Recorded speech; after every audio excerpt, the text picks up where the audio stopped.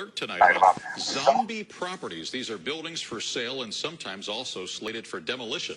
Consumer investigative reporter Jason Knowles is here to explain how this happens. Jason. Alan, the Cook County Recorder of Deeds office says zombie properties don't have a proper owner with a valid deed. They could be abandoned or on the city's demolition list. The I-team found one man who investigators say is trying to take them over and sell them. I think I'm in trouble. Pastor Lily Taylor Young has been making payments on this property to someone who she thought was the owner. So far, she's sunk $5,000 into what she hopes one day will be a community center in South Pullman.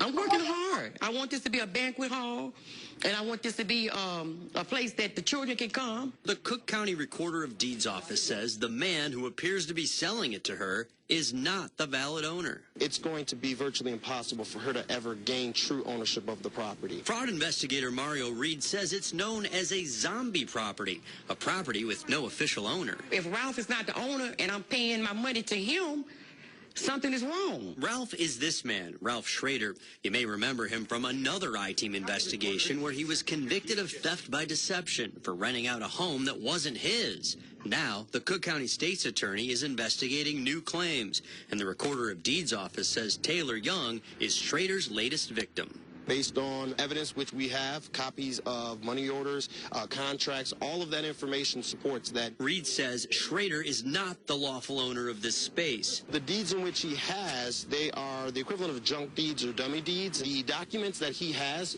don't follow the chain of title. Reed says he's also investigating another similar complaint in which a consumer bought this home from Schrader. Reed says it is technically still owned by a dead man. Mr. Schrader is claiming that it was gifted from one of the heirs to him. However, because it's never went through the probate process, that isn't a legal transaction. And there are more accusations. The Recorder of Deeds obtained this list of homes for sale that customers say is from Schrader. The I-team confirmed that 18 of 57 properties on that list are also on the city's demolition list, making them zombie properties. We even found some buildings with this red X demolition sign, and right by it, a for sale sign with Schrader's phone number. We asked Schrader about all of these new allegations when he came to pick up a payment from Taylor Young. Hi, Mr. Schrader. Jason Knowles from the ABC 7 I-team. Do you own this property? Yes, I do. Then he ran out. Do you have a list of zombie properties that you try to sell to people that are on the demolition list? Nope. Can you show me the documentation that shows that you actually I'm own not it? entitled to the documentation Why can't you show it to me? because you don't work for me.